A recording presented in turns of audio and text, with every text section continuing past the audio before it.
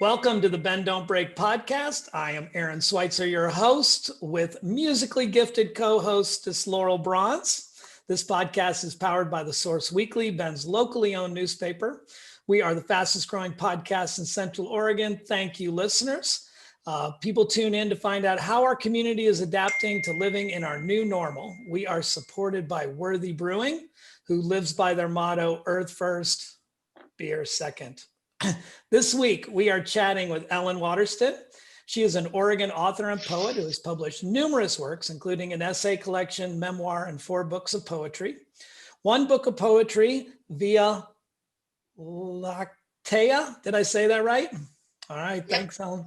A Woman of a Certain Age Walks the Camino was converted into a libretto and premiered as a full-length opera. She's also an advocate for the literary arts and founder of the Writing Ranch, which offers workshops and retreats for established and emerging writers. She was founder and for over a decade, the executive director of the Nature of Words, literary arts nonprofit featuring an annual literary festival, which I miss dearly. She has won numerous awards, including an honorary PhD from Oregon State University Cascades. Her most recent book, Walking the High Desert, Encounters with Rural America Along the Oregon Desert Trail, was published in June of 2020. Ellen, that's quite the bio. Thanks for being here with us today. Well, thank you for having me.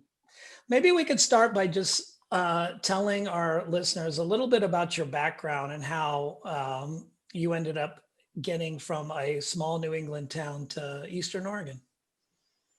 Well, love will find a way. My husband and I moved west to ranch, first ranching in Montana and then in the high desert of Oregon. That's how we got here. Well, we didn't know what we didn't know.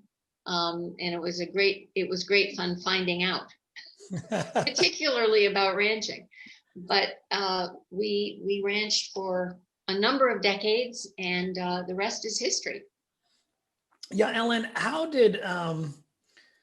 so how old were you when you moved to Eastern Oregon from back east? In my 30s. So that is quite the time for transition, ending up what, and not to date too much, but that would have been quite an earlier stage in Oregon's history. Yeah, no, that's 40 years ago, folks, 40 years. Yeah, and I'll just put it out there. Yeah, hey, I appreciate it. Did you, and that would have been, you were around the Burns area, were you not? North of Brothers, between sort of north of Brothers or north of Hampton. There's not much left of Hampton. Right. But yes, you could access it either way, or you could come in from the Paulina Highway as well. So we were kind of in the middle of a great big expanse between those two highways. But that was the first ranch. We migrated from the South Fork of the Crooked River to the Lower Crooked River, and more recently, I've had good fortune to be involved with some ranching on the Crooked River. So I guess that's my calling card. And then most recently in your Walking the High Desert, I mean, you have a profound, it comes out just your affection for the West and for that area. Maybe talk a little bit about how do you keep that magic alive? How do you fuel it and keep it in your writing? It's such the desert is so mysterious. And so the articulating an answer to that question is a bit mysterious as well. I think the magic about the desert for me is that I'm pretty persuaded that where we land, if we have any affinity for landscape at all, I believe where we land is some sort of, school for teaching us what we need to know and what we don't know. And in my case, the desert really has taught me patience, to sharpen my peripheral vision, to have a keen eye, to commitment. Things here it's subtle. The desert is subtle. It's not a quick fix. Things don't readily grow. You're not overwhelmed with flowers. So I have just grown to love it so much, so much. And I guess in answer to your question, how do I retain it? Well, it surprises me all the time. Yeah. All the time. That's what I love. Whatever season, wherever one is, thanks to those qualities that I will never, finish honing, there's always a surprise. And this would be true of any landscape anywhere if we just pay attention. But this is the one I've chosen to fall in love with. Tell us about your most recent book, Walking the High Desert. It seems like it has a lot going on. There's the physical story, the sort of tangible, the actual trail, 750-mile trail that is fairly new. It was started by Anda, I guess, about 10 years ago. And then there's a lot of other things woven in. The politics, there was the occupation of the Malheur Wildlife Refuge. How did all of that stuff weave together for you? Well, when I originally took the idea to the University of Washington Press, I was really wanting simply to talk about this new Oregon Desert Trail and the fact that it sort of took its time, metaphorically, in terms of the zigs and zags, to get to southeastern Oregon, to the Owyhee Canyonlands. And, sort of a polite conversation about land use and isn't it great and can't we all, but then the occupation took place, and it really changed the arc of the narrative of this nonfiction. And it was alarming to me, and also I felt that it was tending to kind of stereotype the rural perspective. And because I've lived in that region, I wasn't happy with that either. So it just became a bigger story. And so I decided to use each section of the trail to illustrate an issue that is pertinent to the trail, pertinent to Oregon, pertinent to the region, but in some respects pertinent nationally, if not internationally, be it water, land use, urban-rural divide, poverty, racism. So yeah, I haven't ever said this out loud, but I thought maybe the best review of the book would be that some of the spaghetti did stick to the ceiling.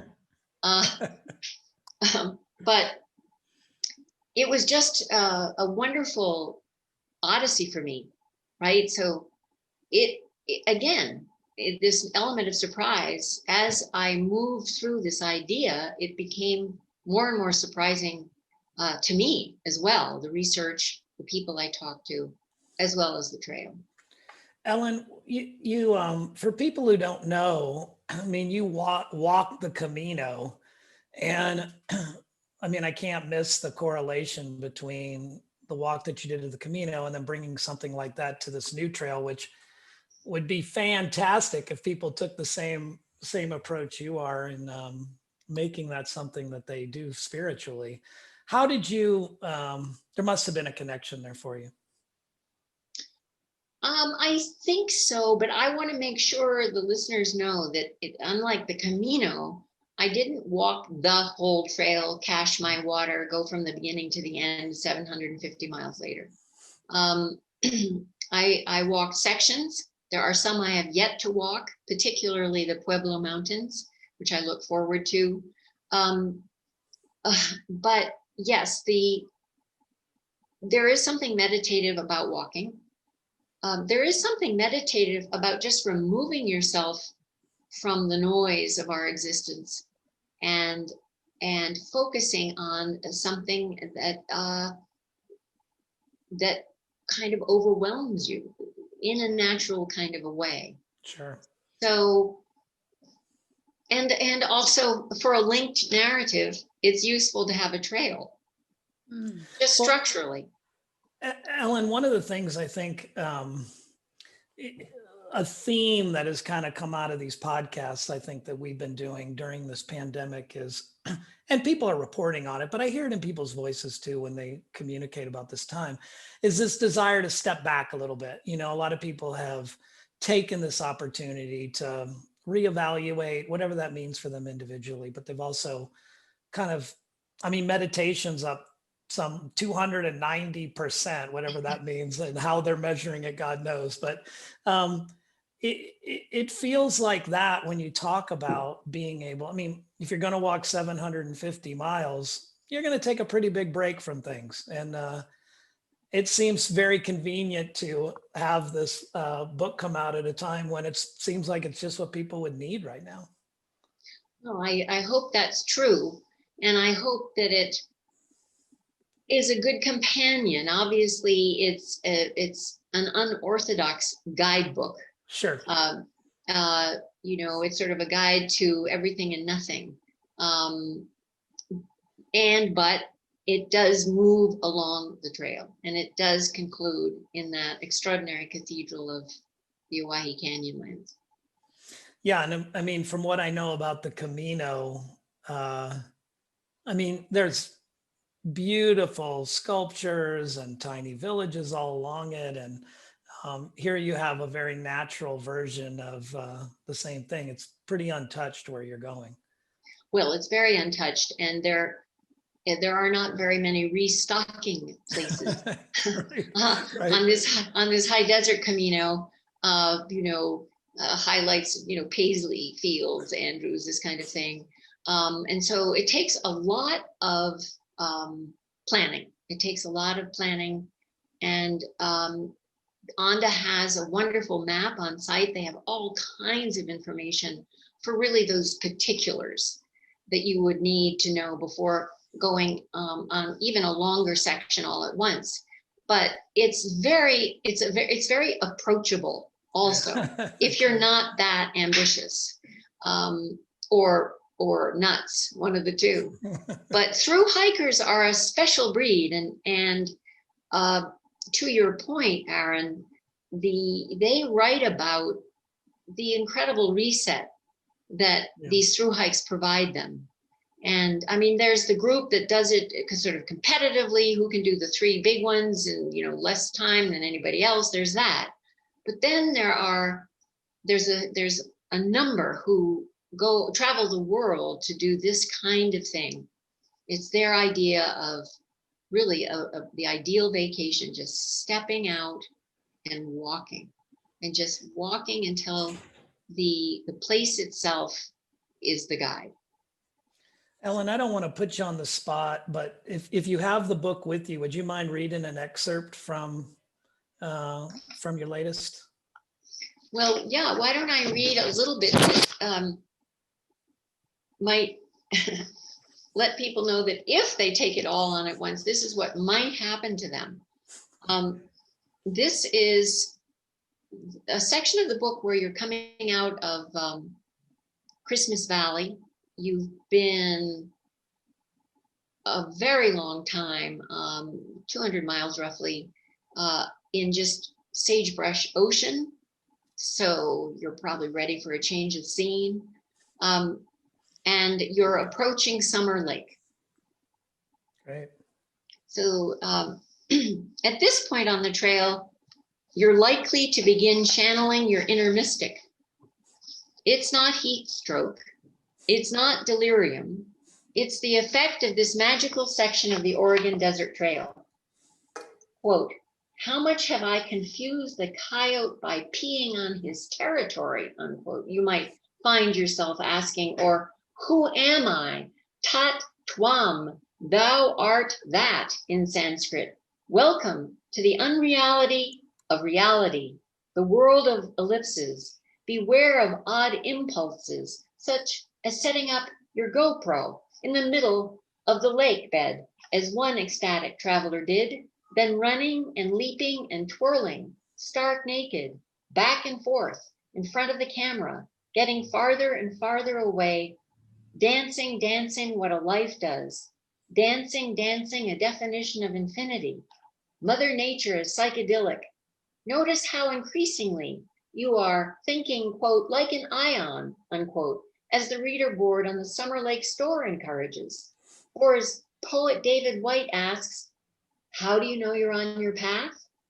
Because it disappears. That's how. Looking across Summer Lake is like viewing a kinetic exhibit of Mark Rothko paintings, long horizontal bands of color that change minute to minute, depending on the movement of the clouds, the position of the sun, the presence or absence of water in this seasonal 5 by 15 miles of lake. If by now you haven't been brought to your knees by the perfection of nature, reminded of your relative place in the scheme of things, this section of the trail will take care of that. That's excellent, Ellen. Thank you for that.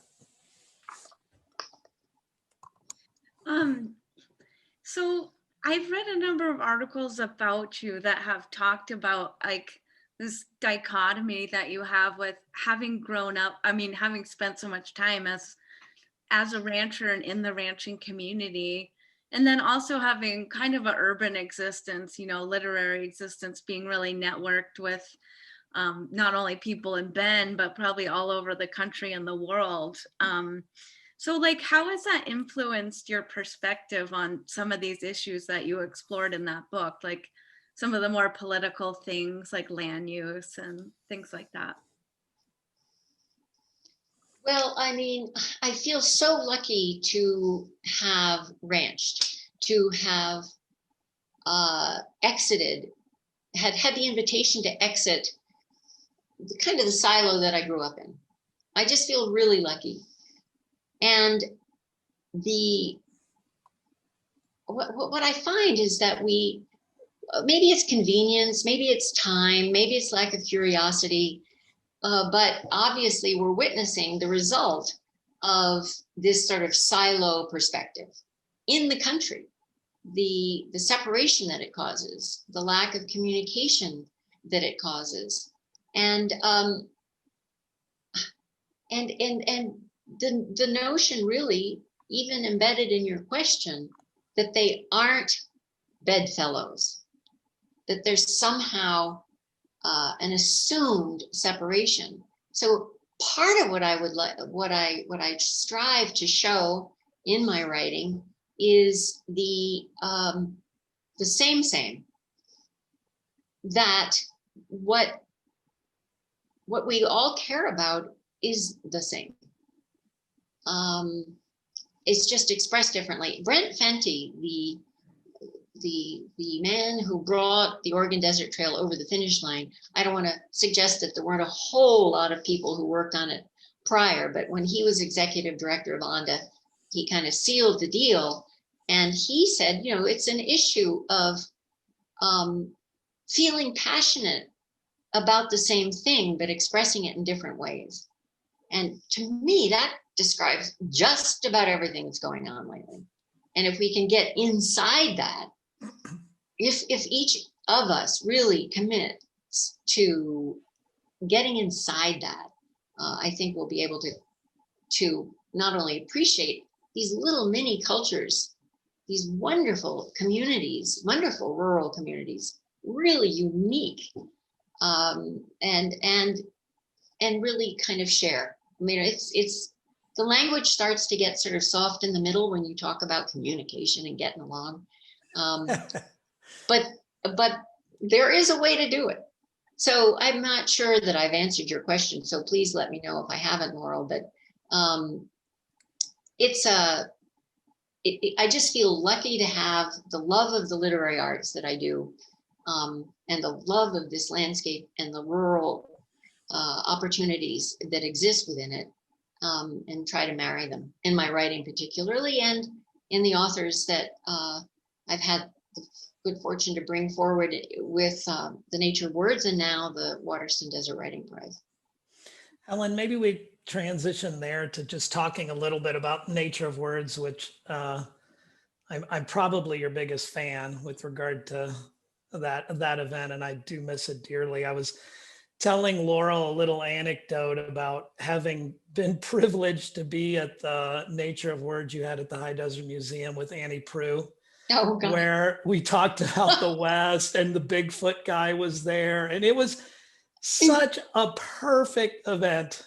You know, she had been drinking a little bit. We had all been drinking a little bit. She was unabashed. She's already an outspoken Titan.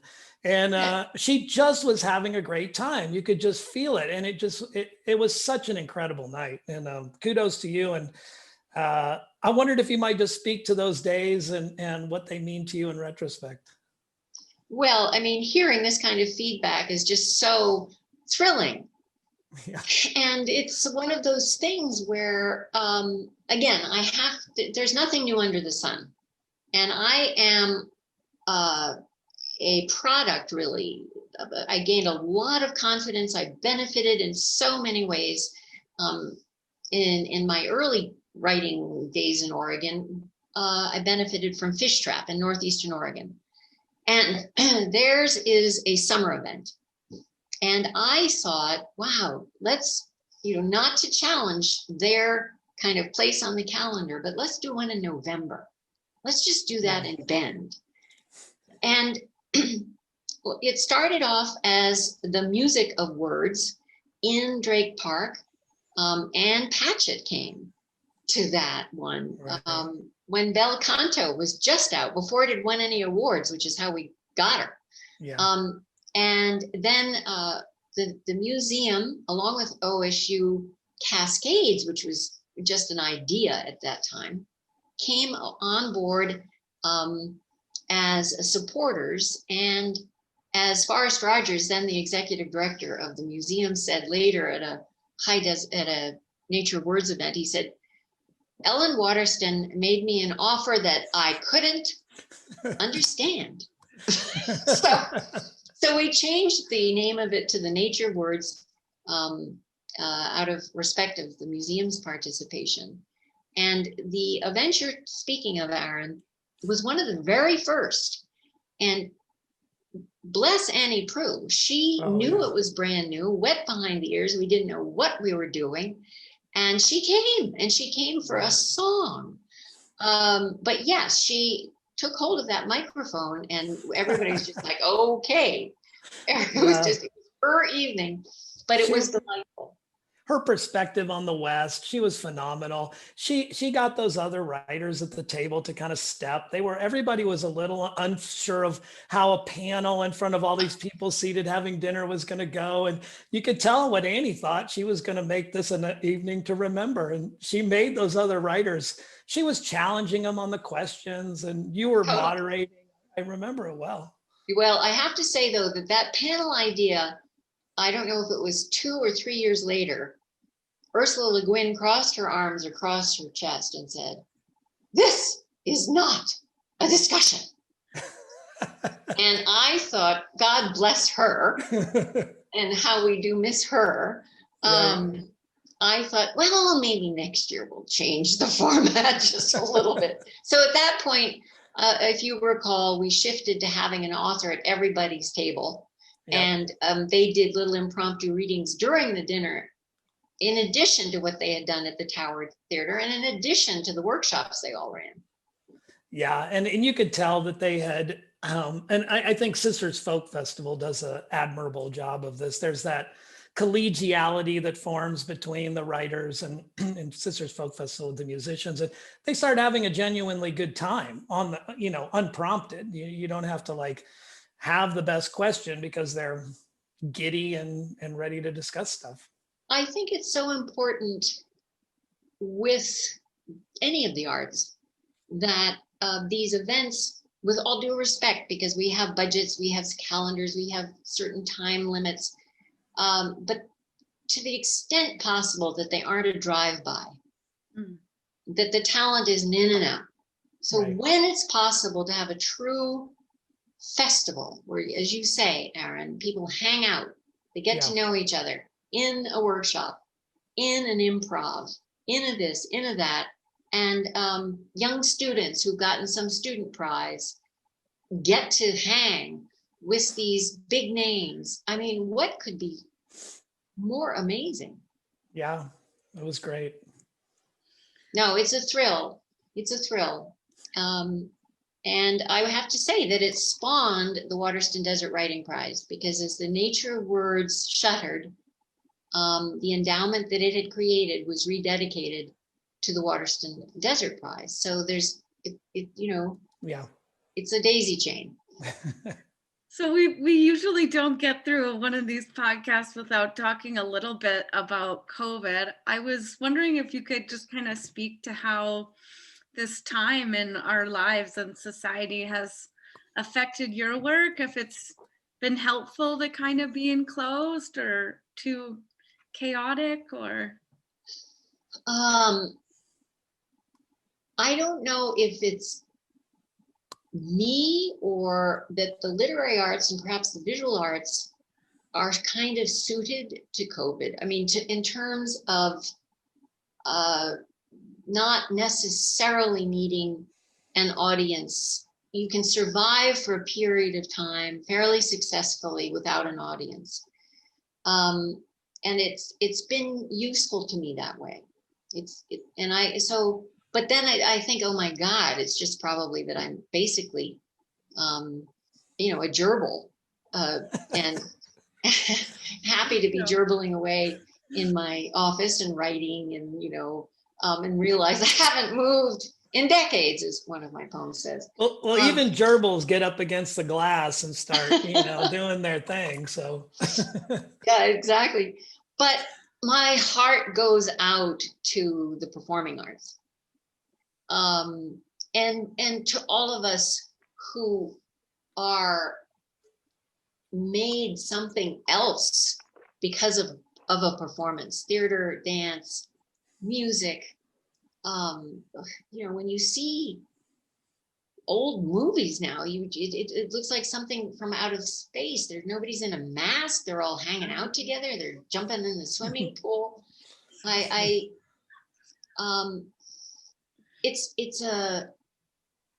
on the other hand, artists especially ask of a circumstance, what is the invitation? That's the job of an artist. What is the invitation? What is the invitation? What is the invitation?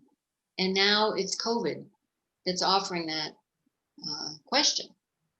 And I think, as you mentioned earlier, it's a time for reflection for many people. It's delivering terrible, terrible hardship to certain communities that is horrifying. There's so much we don't know about COVID. I frankly think we better learn to love masks, just period, when we're in bigger groups. But I like it because I can talk to myself in the grocery store and nobody can tell. I like it because nobody can tell who I am when I'm going around. You're completely anonymous in the most public places. There are pluses, but I certainly don't want to get used to it. I can tell you that, Ellen. I can't, breathing my own carbon dioxide for long periods of time is not healthy for me. Ellen, Yeah. we're running out of time, so I wanted to try to touch on something you and I had chatted about briefly around ageism and moving into a new phase of life and confronting the kind of subtle discrimination that comes with this time. Maybe you could share some of your thoughts on that. I mean, they're really unformed, but it's a real feeling. So, there are all these jokes about, you reach a certain age, you go in the doctor's office and you could be invisible, right? Yeah. Or God help us, they say, how are you doing, young lady? And you want to punch them. And increasingly, people that are, that you're doing everything with could be your children, which is as it should be. But it's a culture that, not to say that within the larger culture, there aren't cultures that have more respect for their elders. Obviously, the Native American culture has a lot to teach us in that regard. But also, if you're of Italian descent, and if family's the deal. So there are plenty of examples of how that can sustain. But from my personal perspective, I'm just curious about,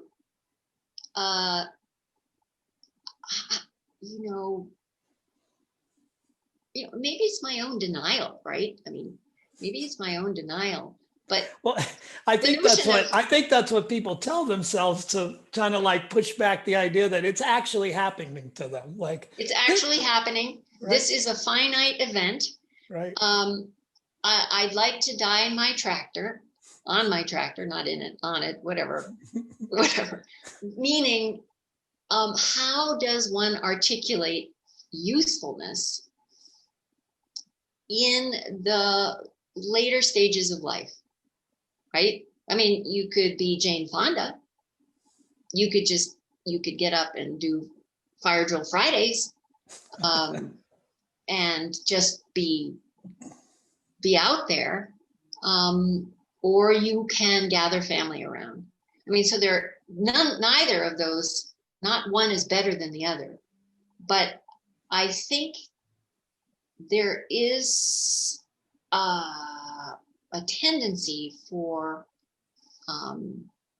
older people to be dismissed. Yeah. If you are in an assisted living facility, I don't care how fancy, it's